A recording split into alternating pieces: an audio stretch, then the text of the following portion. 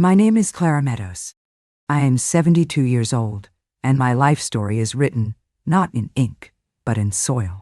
My hands, though spotted with age, are strong and capable, the nails often bearing a stubborn, dark crescent of the earth I love. For 50 years, I was a horticulturist, a creator of life. My late husband, Robert, and I started with a small, struggling nursery, and through a shared passion that bordered on obsession, we built it into a world-renowned botanical research center. Robert was the genius, the visionary.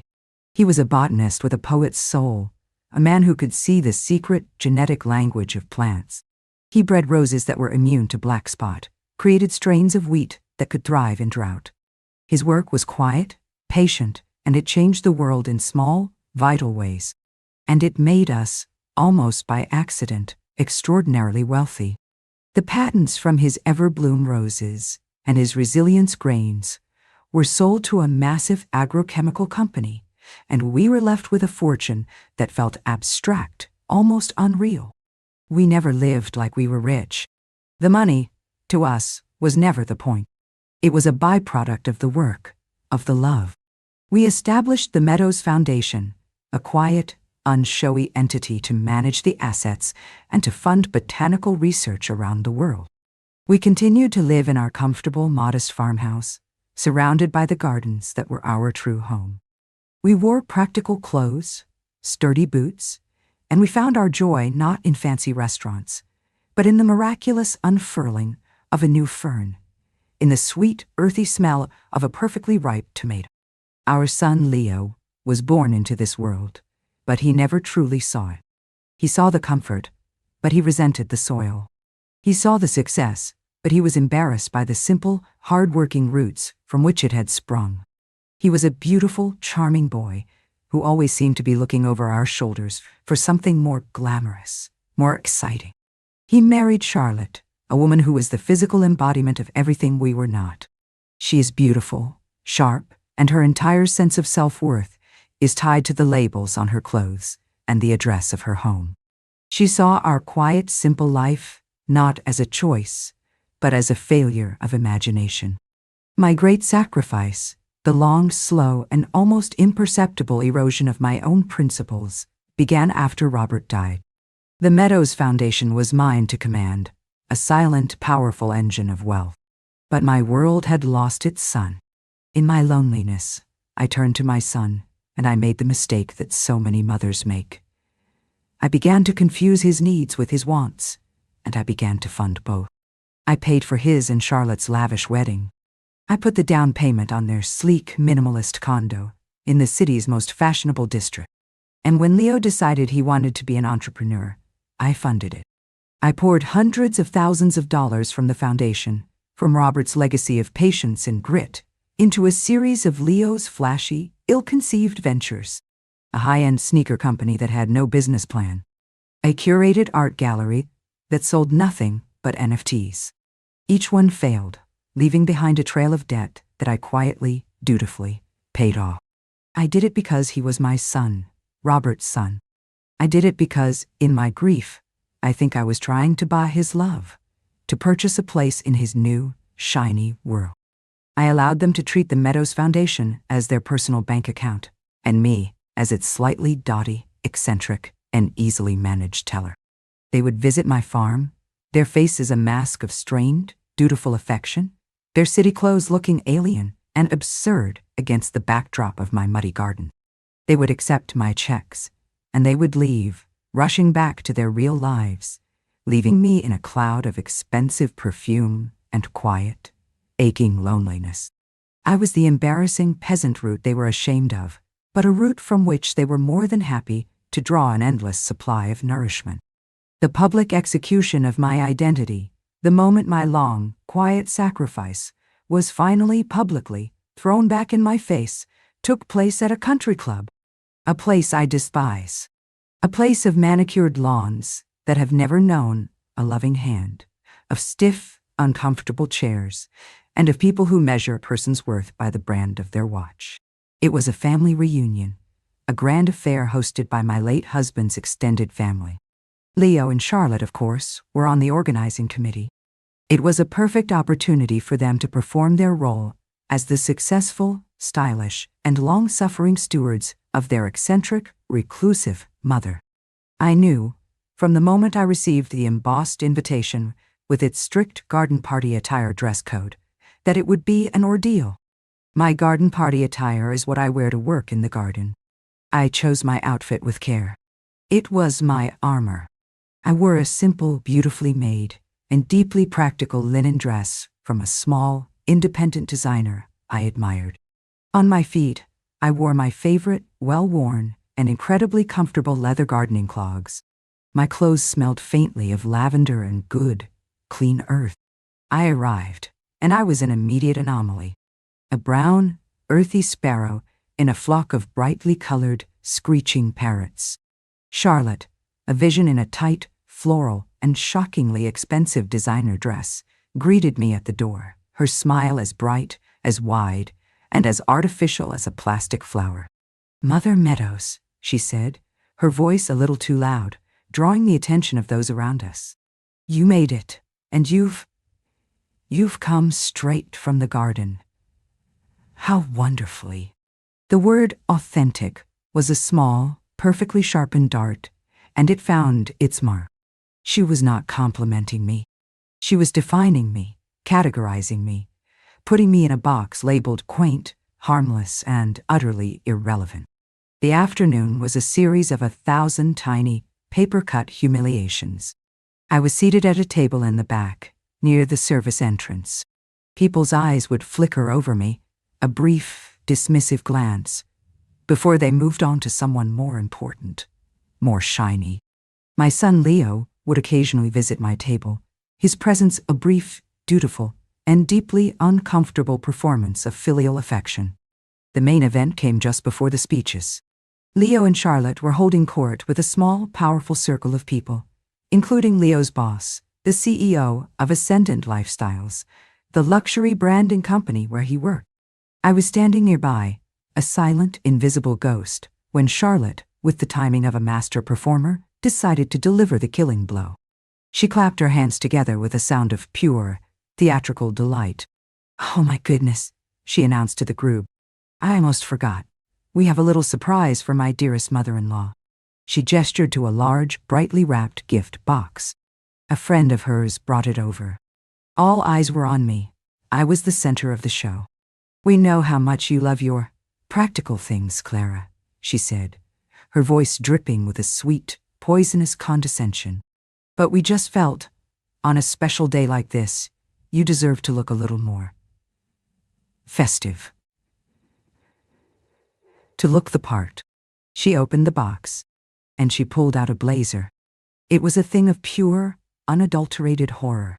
It was a cheap, polyester, fast fashion nightmare, in a shade of electric blue, so loud it hurt the eyes.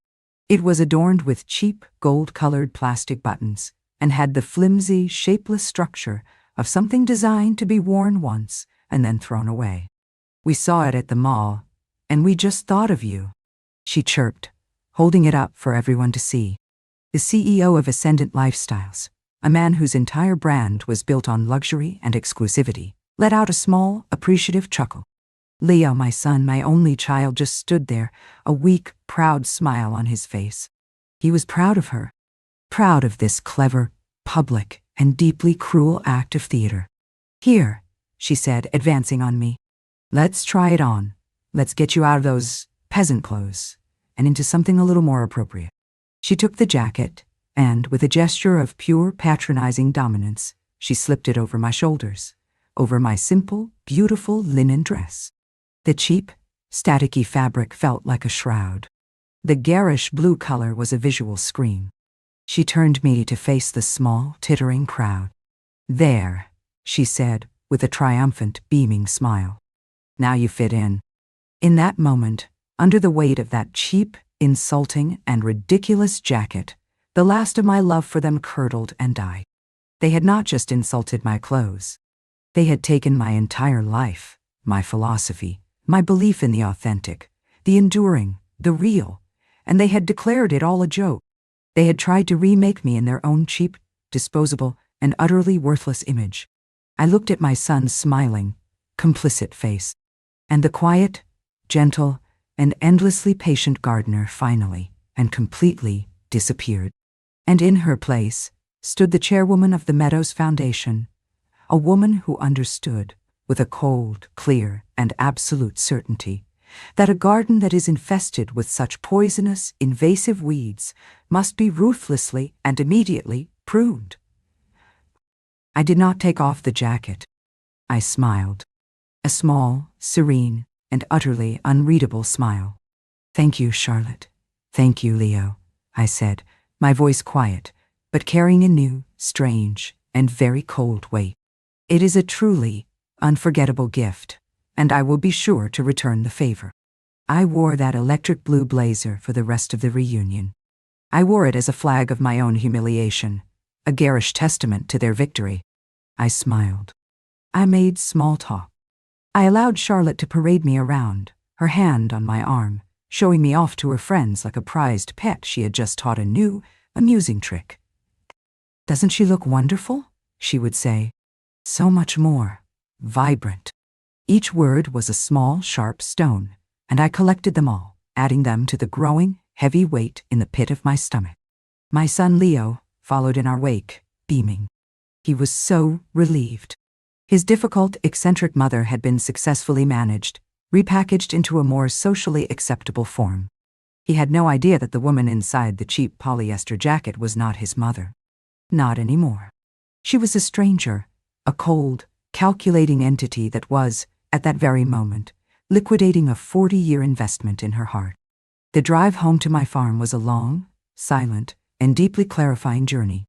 The ridiculous blazer sat on the passenger seat beside me, a silent, mocking passenger. When I arrived at my long, tree-lined driveway, I did not go into the house. I took the blazer, walked to the large, industrial-grade compost heap behind my greenhouses, a place of heat and decay and powerful, transformative life, and I threw it in. I watched as the garish synthetic blue was swallowed by the dark, rich, and honest earth. A sacrifice. An offering. A beginning. That night, I did not sleep. I sat in my late husband's study, a room that smelled of old books and pipe tobacco, a room of quiet, profound thought. The heartbroken mother, the woman who had spent years making excuses for her son's shallowness, for his wife's cruelty, was gone. In her place sat the chairwoman of the Meadowes Foundation. And the chairwoman was not looking at a family problem. She was looking at a failed investment. My mind, the mind that Robert had always praised for its ability to see the deep, underlying patterns in things. The mind of a botanist who understands that a system to thrive must be ruthlessly pruned of its diseased and unproductive branches, began to work. Asset analysis. My son, Leo, and his wife, Charlotte, represent a significant long-term and consistently underperforming asset. The foundation has invested millions in their education, their housing, and their failed business ventures. The expected return on this investment, love, respect, basic human decency, has not materialized. Instead, the asset has become parasitic, not only draining resources but actively causing damage to the core entity, myself. Strategic objective: to divest from this failed asset, to cut off the flow of resources, to reallocate those resources towards a more productive portfolio, and as a necessary and logical consequence, to demonstrate, in a clear, irrefutable, and deeply educational manner, the true source of the power they have so foolishly taken for granted. Methodology. A direct confrontation would be useless. It would be a messy, emotional, and ultimately unproductive scene. It would be playing their game. My response must be in my own language, the language of systems, of structure, of quiet, unshakable, and overwhelming financial power. They had attacked me in the arena of social status and appearance. I would respond in the arena of capital. It was an arena where they were amateurs, and I was a silent, invisible titan. The idea, when it came, was so perfect, so elegant, so beautifully, poetically just, that it was like watching a rare, night-blooming Sirius open in my mind. Their power, their status, their entire sense of self was derived from Leo's job at Ascendant Lifestyles. It was the source of their income, which I heavily subsidized, their social circle, and their identity. They did not just work for the company, they gave away the company's brand. A brand of shallow, aspirational luxury. A brand I found, and Robert would have found, deeply vulgar. Ascendant lifestyles. I had, of course, researched the company years ago, when Leo had first been hired. It was a publicly traded company. And I remembered, with the sudden, thrilling clarity of a botanist discovering a new species, that it was a company built on a foundation of sand. It was all image, all marketing, with very little in the way of real, tangible assets. It was, I knew, vulnerable. My decision was made. It was not a decision of rage. It was a decision of pure, cold, and beautiful strategy. I would not just cut them off. I would not just disinherit them. That was a passive act. I would do something active. Something creative. I would buy their world. I would acquire their reality. I would become the thing they worshipped, the owner. I would buy ascendant lifestyles. At precisely 8:00 a.m. the next morning, I did not go to my garden. I went to my study. I did not put on my gardening clogs. I put on the metaphorical suit and tie of the chairwoman of the Meadowes Foundation. And I went to war. My first call was not to a broker. It was to my foundation's chief investment officer, a razor-sharp and utterly discreet man named Mr. Chen in Zurich. Mr. Chen, I said, my voice calm and clear. It is Clara Meadowes. I have a new acquisition target for the foundation's portfolio, a company called Ascendant Lifestyles, ticker symbol ESL. There was a moment of surprised silence on the other end of the line. The Meadowes Foundation was known for its conservative, long-term investments in agricultural technology and biotech research. Ascendant Lifestyles was a frivolous, volatile, and utterly off-brand choice. Ascendant Lifestyles? He asked, a note of professional confusion in his voice. The luxury branding company. With all due respect, Mrs. Meadowes, that is not our usual profile. Our profile is changing, Mr. Chen, I said, my voice leaving no room for argument. This is a strategic and personal acquisition. I want you to begin acquiring a controlling interest. Quietly, at first. Use our subsidiary holding companies. No flash, no drama. I want to own 51% of that company by the end of the next fiscal quarter. There is no price ceiling. Am I clear? Perfectly, Madam Chairwoman, he said, his voice. The confusion was gone. He had his orders. The next few weeks were a quiet, invisible, and utterly thrilling campaign. While I pruned my roses and tended my orchids, my team of financial assassins in Zurich, New York, and Hong Kong were quietly, methodically, buying up the world my son and his wife inhabited. They used shell corporations. They bought in small, untraceable blocks. The stock price of Ascendant Lifestyles began to climb, slowly at first, then more rapidly. I watched, from a distance, as the news sent a wave of delirious excitement through Leo and Charlotte's lives. Leo would call me, his voice full of a smug, self-congratulatory excitement. The stock is on fire, Mom, he'd crow. The market is finally recognizing our value. My options are going to be worth a fortune. The CEO is talking about a massive bonus for the whole management team. How wonderful for you, dear, I would say, my voice a perfect, gentle purr of maternal pride. He was like a turkey, happily gobbling up the corn, completely unaware that he was simply being fattened for Thanksgiving. He and Charlotte were ecstatic. The mysterious, anonymous investor who was driving up their stock price was their unseen benefactor, their hero. They were, in their own minds, the authors of this success. The final move, the checkmate, came 6 weeks later. Mr. Chen called me. Madam Chairwoman, he said, we have achieved a 53% controlling stake. We own the company. Excellent, I said. Now, instruct the corporate lawyers to call an emergency meeting of the board of directors. Inform them that the new majority shareholder will be exercising its right to reconstitute the board and appoint a new CEO. The meeting will be held at the company's headquarters next Monday. The news of the hostile takeover hit the financial world like a thunderclap. The CEO of Ascendant Lifestyles, the man who had chuckled at my peasant clothes, was unceremoniously fired by a faceless, unknown entity. Panic and confusion reigned at the company. Rumors flew. Who was this mysterious Meadowes Foundation? The all-hands company meeting was scheduled for the following Monday afternoon. The entire company, including my son, Leo, and his wife, Charlotte, who had, in a fit of nepotism, been given a high-paying marketing consultant position, were required to attend. The purpose of the meeting was to introduce the new, mysterious owner. That morning, I took my time. I did not choose a power suit. I did not dress in the armor of their world. I chose my own. I wore a simple, beautifully tailored, and deeply comfortable dress made of soft gray wool. And on my feet, I wore my favorite, well-worn, and incredibly comfortable leather gardening clogs, the ones I had worn to the country club. I drove to the city, not in a limousine, but in my own, mud-spattered, 10-year-old Subaru. I arrived at the gleaming glass and steel headquarters of Ascendant Lifestyles. I walked into the lobby. The receptionist, a young woman with a panicked look on her face, tried to stop me. "Ma'am," she said, "this is a private corporate event. Can I help you?" "Yes," I said with a small, gentle smile.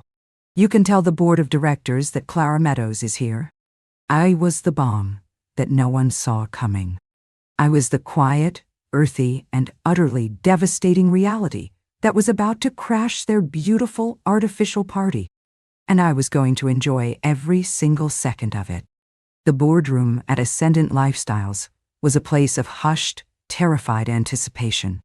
I was escorted there by the now pale and trembling former CEO, a man who, just moments before, had been trying to have me removed by security. Now, he was holding the door for me with a hand that shook. The remaining board members, a collection of sleek, corporate men and women, stood as I entered. They stared at me as if I were an apparition, a ghost from a world they did not understand. They were looking for a titan of industry, a ruthless corporate raider. They saw a quiet 72-year-old woman in comfortable shoes. "Mrs. Meadowes," the former CEO stammered. We were not expecting." "I know," I said, my voice quiet, but carrying the unmistakable weight of absolute authority. I did not take a seat at the head of the vast, polished table. I simply stood at the end, my hands clasped loosely in front of me. "Shall we proceed to the auditorium? Your employees are waiting. I do not like to be kept waiting." The walk from the boardroom to the auditorium was the longest walk of my son's life. I insisted that he and Charlotte walk beside me. The news had already ripped through the executive floor. I could see the looks on the faces of their colleagues, the shocked whispers, the frantic, disbelieving glances. Leo walked like a man on his way to the gallows, his face a mask of ashen, sweat-sheened terror. Charlotte, for the first time in her life, was utterly silent, her beautiful, cruel face a blank canvas of pure, unadulterated shock. We entered the auditorium from a side door that led directly onto the stage. The room was packed with the company's employees, hundreds of them, their faces a mixture of anxiety and curiosity. The former CEO, his voice a hollow, broken thing, walked to the podium. "Ladies and gentlemen," he began, his voice trembling. "As you know, Ascendant Lifestyles has undergone a change in ownership. It is my duty to introduce you to the new chairwoman of the board, the representative of the Meadowes Foundation." He gestured to me. I walked to the center of the stage. The spotlight found me, and a collective, audible gasp went through the room as my son and his wife, standing behind me in the harsh, unforgiving light, were recognized. I looked out at the sea of faces. I did not smile. My expression was calm, neutral, and deeply, deeply serious. "Good afternoon," I said, my voice clear and steady, amplified by the sound system. "My name is Clara Meadowes, and yes, for those of you who are confused, I am Leo Meadowes' mother." I let the words hang in the air, a second, more powerful shockwave that rippled through the crowd. I saw Leo flinch as if he had been physically struck. I saw Charlotte sway on her feet, her hand flying to her mouth. I am the founder and chairwoman of the Meadowes Foundation, I continued, my voice the calm, measured tone of a professor beginning a lecture. And as of last Friday, the foundation is the new and sole owner of this company. I paused. I looked at the sea of bewildered faces. I know many of you are worried. Hostile takeovers are unsettling. But I am here to assure you that my intentions are not to liquidate, but to rebuild, to reinvest, to prune. I let my eyes drift to my son and his wife. A garden, you see, cannot thrive if it is choked with weeds. And a company cannot thrive if it is built on a foundation of falsehood. Ascendant Lifestyles, under its previous leadership, had a beautiful facade, but its roots were shallow and diseased. It sold a fantasy of luxury, of exclusivity, of a life that is, for most people, an illusion. That is not a business I am interested in owning. The new Ascendant Lifestyles, I announced, my voice ringing with a newfound, powerful purpose, will be a company dedicated to the authentic, to the sustainable, to the things that last. We will no longer be in the business of selling illusions. We will be in the business of cultivating reality. The collapse of my son and his wife was a quiet, internal, and utterly complete affair. They stood there on a stage in front of all their colleagues, the very people they had tried so desperately to impress, and they were unmasked. They were not the powerful, stylish, and successful couple they had pretended to be. They were just the spoiled, foolish children of the quiet, dowdy old woman in the gardening shoes, who now, it seemed, owned their entire world. I then addressed them directly. The room was so quiet, I could hear the hum of the air conditioning. "Leo," I said, my voice not angry, but full of a deep and profound disappointment. "You have always been drawn to the appearance of success, but have consistently avoided the hard work that creates it. That is a character flaw we are going to work on." I then turned to Charlotte. "And you, Charlotte," I said, my voice as cold as a winter morning. "You have a deep and abiding passion for judging the value of things based on their surface appearance. You have a keen eye for what is, in your opinion, appropriate. I have decided to give you both positions where these unique talents can be put to good use." I looked out at the stunned audience. "I am announcing the creation of a new division at this company, the Ascendant Lifestyles Foundation for Community Beautification. Its mission will be to design, fund, and maintain public gardens in underserved communities. A place of real, tangible, and accessible beauty for people who live in the real world. Charlotte," I said, turning back to her, "you will be its co-director. Your job will be to liaise with community boards, to listen to their needs, to learn, perhaps for the first time, what real people value. And Leo," I said, turning to my son, "you will also be a co-director. Your primary responsibility will be field work. You will be in charge of procurement and soil management. You will be buying mulch. You will be organizing compost deliveries. You will, in short, get your hands dirty." It was not a firing. It was a life sentence. I had not taken their jobs. I had given them new ones. Jobs that were, for them, a form of exquisite, public, and deeply personal torture. I had taken their world of shallow aspirational fantasy, and I had buried it, quite literally, under a pile of mulch. They did not speak. They could not. They simply stood there, in the harsh, unforgiving light of the stage, two beautiful empty vases in a garden that was now, finally, and irrevocably, mine. My old life ended that day, at a country club, wearing a ridiculous blue blazer. My new life began on a stage, in a pair of comfortable gardening shoes. The transformation of Ascendant Lifestyles was not easy. It was a long, slow, and often difficult process of turning a cruise ship into a research vessel. Many of the old executives, the ones who had thrived in the culture of image and excess, resigned. I let them go. I replaced them with a new team, a team of smart, passionate people who believed in our new mission. And I, Clara Meadowes, the quiet, reclusive horticulturist, became a CEO. I did not sit in the corner office. I moved the executive suite to a large open-plan space with communal tables and lots of natural light. I instituted a company-wide policy of work-life balance, with flexible hours and a mandatory, company-funded vacation policy. I started a community garden on the roof of our corporate headquarters. And my son and his wife? They took the jobs. They had no choice. It was either that, or face a world with no income, no safety net, and a reputation that was now a punchline in the very circles they had once tried to conquer. I did not do it to be cruel. I did it, I think, as a final, desperate act of mothering.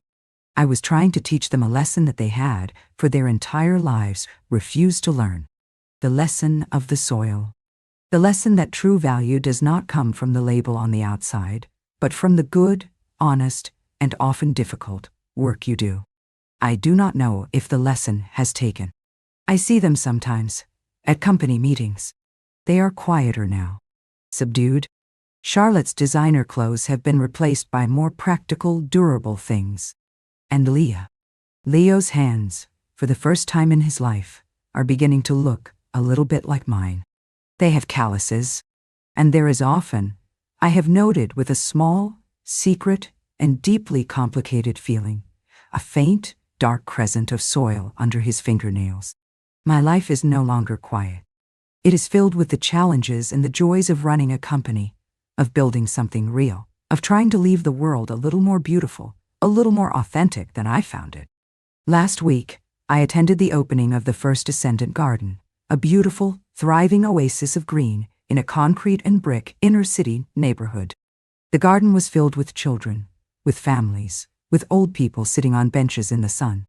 They were not my family, not by blood. But they were, in a way, my harvest. A young journalist from the local paper came to interview me. "Mrs. Meadowes," she asked, "you've had such an extraordinary life.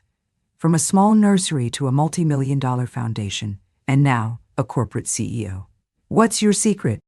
I looked around at the garden, at the legacy that was not just Robert's, but now, finally, mine. "The secret," I said, with a small smile, "is to never be afraid to get your hands dirty, and to understand that a gardener's greatest power is the absolute and unconditional right to decide what grows in her garden and what gets pulled out as a weed."